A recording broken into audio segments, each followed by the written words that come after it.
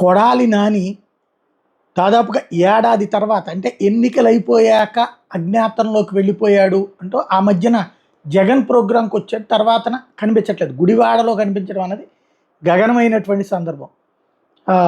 వంశీని పలకరించడానికి వెళ్ళినప్పుడే కలిసినటువంటి సందర్భం.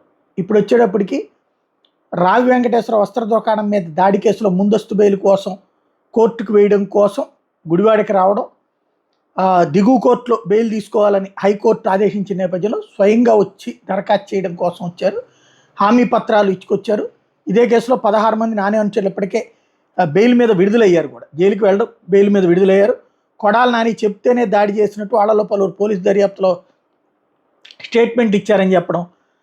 అయితే వాళ్ళందరూ కూడా అది పోలీసుల ఒత్తిడి మేరకే ఇట్లా చేశాము, ఇచ్చారు స్టేట్మెంట్, అసలు మేము ఇవ్వకుండా వాళ్ళు సంతకం పెట్టించుకున్నారన్నటువంటి పాయింట్ని ఇప్పుడు వాళ్ళ తరపున నాని లాయర్లు వాదించడానికి సిద్ధపడుతున్నారు.